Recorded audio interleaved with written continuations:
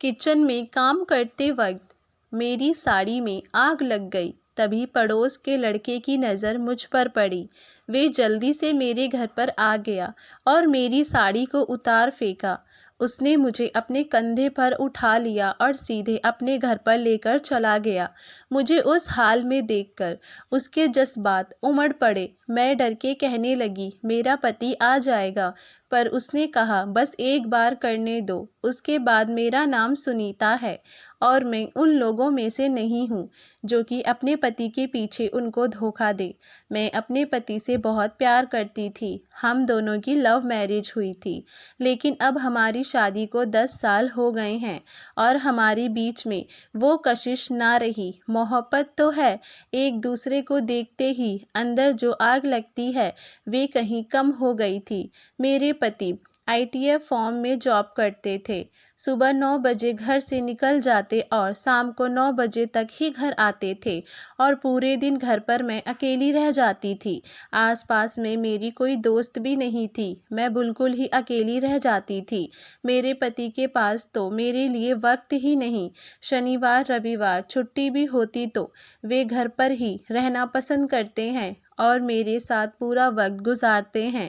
इसीलिए घर की 4 दीवारी में मैं बंद हो गई थी। जब मैं किचन से खाना बनाती हूँ तो किचन वाली खिड़की से सामने वाले घर के किचन की खिड़की नज़र आती थी। वहाँ भी एक कपल रहते थे और वे औरत प्रेग्नेंट है। कभी कभी खिड़की से हम दोनों की बात हो जाती थी।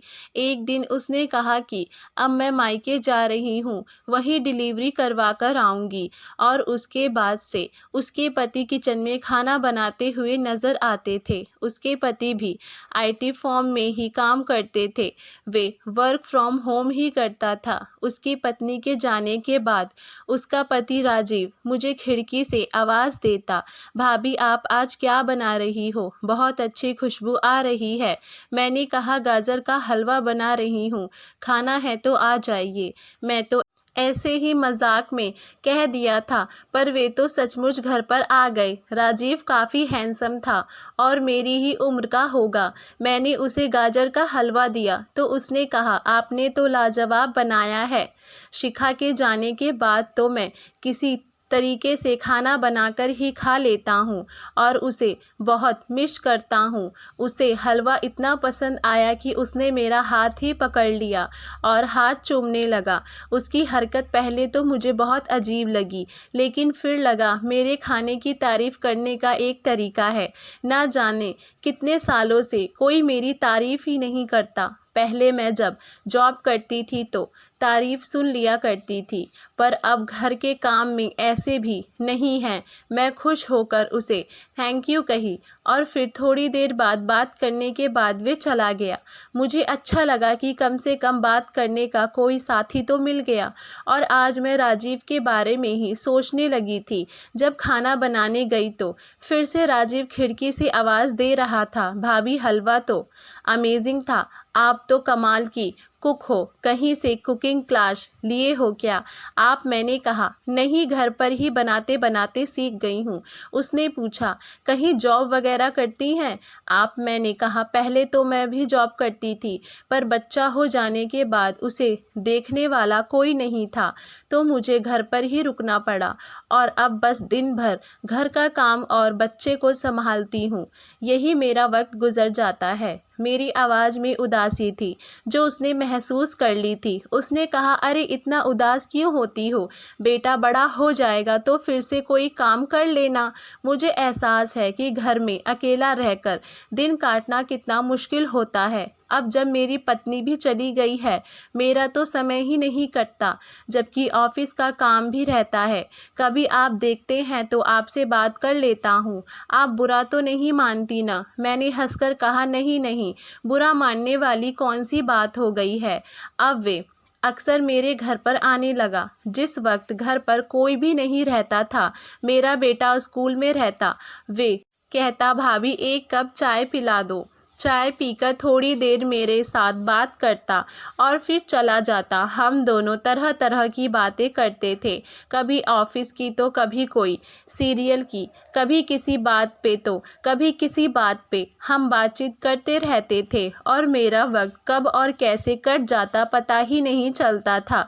मैंने अपने पति चंदन से ये बात छुपा ली थी कि राजीव घर पर चाय पीने आता है, क्योंकि ना जाने वे क्या सोचेंगे, क्योंकि वे अकेला रहता है और मेरे घर आ जाता है। ऐसे ही दिन कट रहे थे कि एक दिन मैं किचन में खाना बना रही थी। न जाने कैसे मेरी साड़ी में आग लग गई और मेरा ध्यान भी नहीं था, मैं अपने काम में ही लगी हुई थी। अचानक राजीव की नज़र मुझ पर पड़ गई। वे किचन में खाना बनाने आया था। मेरी हालत देखकर उसने कुछ रिएक्ट नहीं किया कि मैं घबरा जाऊं, बस घर से निकलकर मेरे घर पर आ गया और उसके बाद मेरे पास आकर मेरी साड़ी उतारने लगा। पहले तो मैं समझ नहीं पाई, पर आग देखते ही मैं घबरा गई। उसने मेरी साड़ी उतारकर फेंक दी और बाल्टी में रखे पानी के अंदर डाल दी।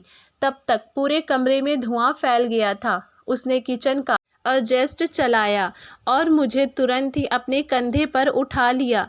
मैं पेटीकोट और ब्लाउज पहने हुए थी। उस वक्त में कोई भी रिएक्शन देने की हालत में नहीं थी। वे तुरंत मुझे घर से बाहर लेकर अपने घर चला गया। फिर मुझे अपने कंधे से उतारकर पूछा, आप ठीक तो हैं ना? एक अनजाने मर्द के सामने मैं पेटीकोट और ब्लाउज में खड़ी थी। मेरी तो हालत पतली होने लगी। अब उसकी नज़र मुझ पर पड़ी। उसने अपना हाथ मेरे गाल पर रख दिया और कहा, आप ठीक तो हैं ना? मैंने अपना सर हिलाकर कहा, हाँ मैं ठीक हूँ। वे मेरे करीब आ गया और मुझे देखने लगा। मेरे ब्लाउज का काफ़ी डिप लगा था और पूरा पेट खाली था। वे मेरे जिस्म को देखने लगा। अचानक से उसने अपना हाथ मेरे पेट पर रख दिया।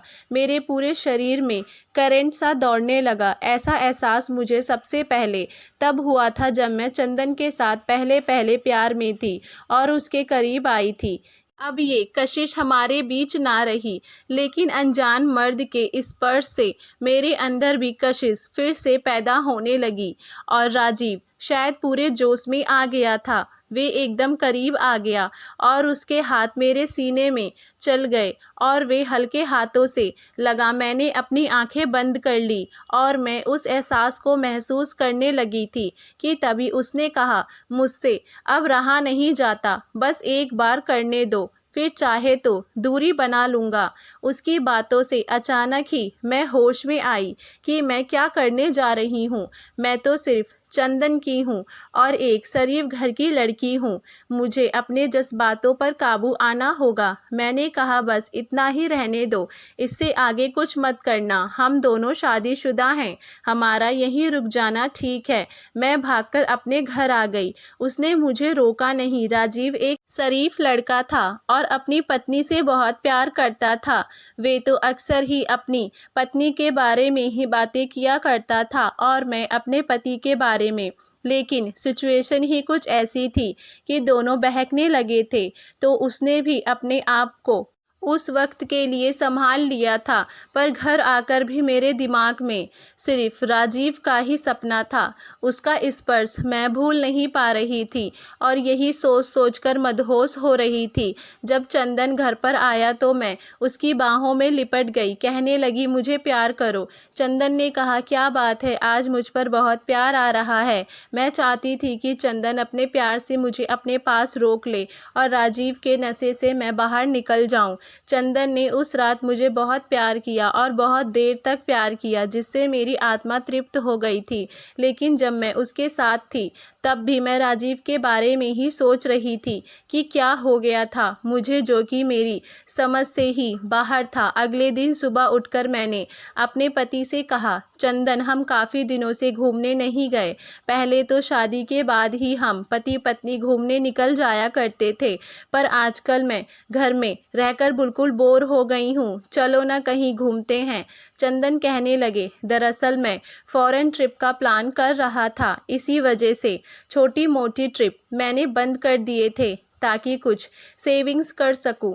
फॉरेन ट्रिप का नाम सुनते ही मैं खुश हो गई। मैं बोली, कहाँ जाने वाले हैं? उसने कहा, स्विट्ज़रलैंड जाने की सोच रहा हूँ, पर उसके लिए काफ़ी खर्चा है। मैंने कहा, फिर उसमें तो टाइम लगेगा ना? उसने कहा, 6 महीने के अंदर प्लान कर रहा हूँ। मैंने कहा, किसी वीकेंड में फिर कहीं आसपास घूमते हैं, मेरा भी मन लग जाएगा।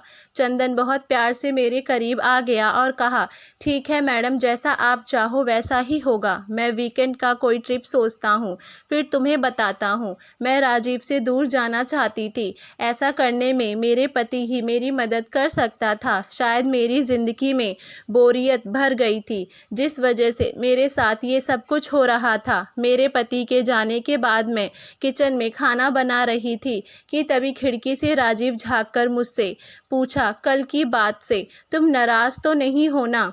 मैं उससे बात नहीं करना चाहती थी, उसे अपने आप से दूर रखना चाहती थी। मैंने कुछ नहीं कहा तो राजीव ने कहा, मैं तुम्हारे घर आता हूँ, मुझे तुमसे बात करनी है। वे तुरंत घर पर आ गया, मेरे पास बैठकर कहा कि मुझे माफ़ कर दो, कल तुम्हें अपने पास देखकर ना जाने मुझे क्या हो गया था।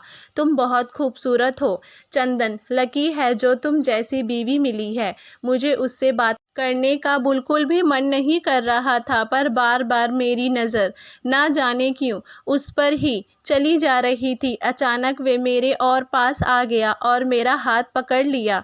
मेरी सांसें तेज होने लगी। वो मेरे एकदम करीब आ गया और मेरे गाल पर एक किस कर दी और फिर धीरे धीरे मेरे हाथों को सहलाने लगा और कहने लगा, ना जाने मुझे क्या हो गया था, ऐसा मेरे साथ कभी भी नहीं हुआ। ना जाने क्यों तुम्हें देखकर मैं अपने होश हवास खो बैठता हूँ। मुझे ये सब ना जाने क्यों अच्छा लग रहा था, तो मैंने उसे मना भी नहीं किया। अब धीरे धीरे वे मेरे बदन को हाथ फेरने लगा, सब जगह हाथ डालने लगा। मैं बहुत ही मुश्किल से अपने आप को संभाला और कहा, राजीव अब तुम्हें जाना चाहिए। उसने मेरी तरफ देखा और चुपके से घर से बाहर निकल गया और मैं दरवाज़ा बंद करके बेडरूम में आ गई और यही सोचने लगी कि ये मैं क्या कर रही हूँ। मैं क्यों अपने आप पर काबू नहीं कर पा रही, सारी हदें क्यों पार हो गई और ये क्या हो गया। पर मैं जानती हूँ कि मैं सारी हद पार नहीं करूँगी।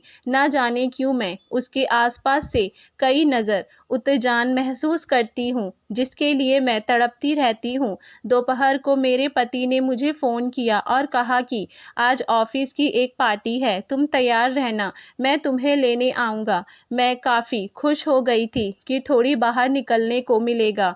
मैं और मेरा बेटा तैयार हो गए कि मेरे पति लेने आ गए। हम दोनों को साथ लेकर ऑफिस में गए। वहाँ ढेर सारे लोग आए हुए थे। हमने खाना पीना किया, नाच गाना चल रहा था। कई लोग कोल्ड ड्रिंक पी रहे थे। मैंने नोटिस किया कि चंदन एक फीमेल कलीग के साथ बातें कर रहा था।